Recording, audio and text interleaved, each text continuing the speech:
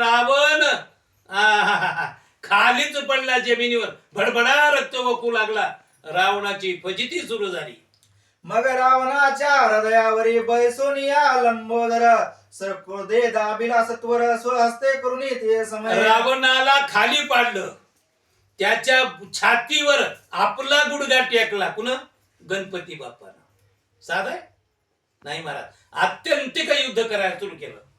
रावणाचा करावया अंत धरेत रोव्या सोबळे दंत समूळ लंका पुटून त्वरित हृदय घालावया तयाच्या.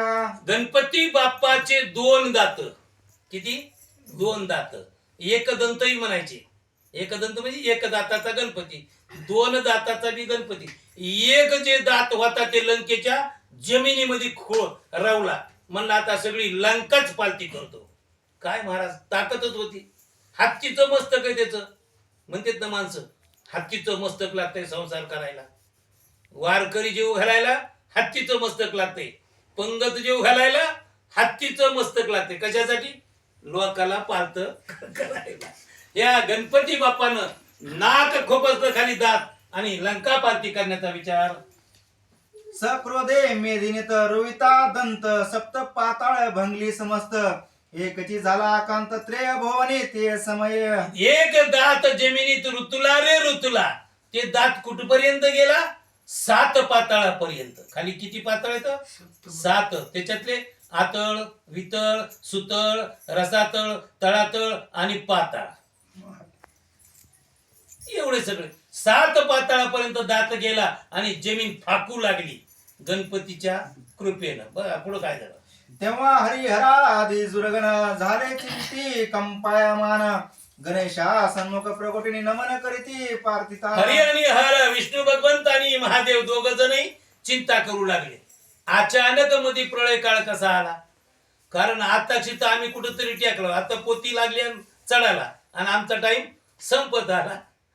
महादेव आणि विष्णू विचार करू लागले, असं का झालं? आमचं राज्य अजून बकल राहिलंय. आताच आम्हाला अजून खाली उतरायचं नाही. काय झालं असेल? आणि गणपतीकडे आले. विघ्न अंतक तू विघ्नहर गोरक्षक तू वरदेश्वर झालासी सांप्रद शिवकुमार संकट जाणून या मुचे. अरे देवादी देवा गणपती बाप्पा, तू आमच्या देवांचं सगळ्याचं संकट हरण करण्याकरता, सुख देण्याकरता तू अवतार घेतलास. आणि पोरग कुणाचं झालास? महादेवाचं पोरग झालास. अरे देव लोकांचं संकट सोडवण्याकरता इथं आलास आणि पुन्हा इथं येऊन अजून धिंगाणा चालूच का? मोठ्याचं लेकरू झालास आणि पुन्हा धिंगाणा का घालायला लागलास? हरी आणि हर दोघही विचार करू लागले. दीनदयाळ तू गजानना इच्छा आमची करी पूर्ण राम झाला आता जनार्दन रावण वधना लागुनी. अरे बाबा विचार कर आता. राम झाला जनार्दन, रावणाचा अंत पुढे. राम त्याच्यासाठी अवतार घेतलेला आहे. रावण कुणालाही मारायची गरज नाही. हनुमंत बी गेला रावणालाच मारतो. पुन्हा म्हणतोय नाही नाही ते रामाचा वाटा आहे.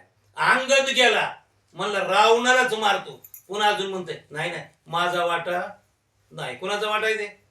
म्हणून आता विष्णू भगवंत आणि ते म्हणू लागले, अरे बाबा इतक्या लवकर गडबड करू नको. रावण मारण्यासाठी राम स्वतः अवतार घेतलेला आहे, पुढे गेलेला आहे. त्याच्यामुळे तू शांत हो. मग राम वधे करुणी नमन अवतार माझा करी पूर्ण मम हस्ते वदवी हा दशवदन सदर माते अर्पुनी. हो, सगळं काही असणार ते हे तुझ्या ज्या हातामध्ये ताकद आहे ते सगळं मला दे. आणि सगळं दिल्यानंतर मी जातो आणि सर्व सर्व मंगल मांगल्ये शिवे सर्वार्थ साधिके शरण्ये त्र्यंबके गौरी नारायणी नमस्तुते. सगळी शक्ती माझ्याकडे दे. कोण म्हणतात? रामानं गणपतीला विनंती केली. विष्णू भगवंतच होते. ते म्हणले मी जाणार आहे रावण मारण्याकरता, तुझ्या अंगातली ताकद दे पुंडलिका. हरी विठ्ठल.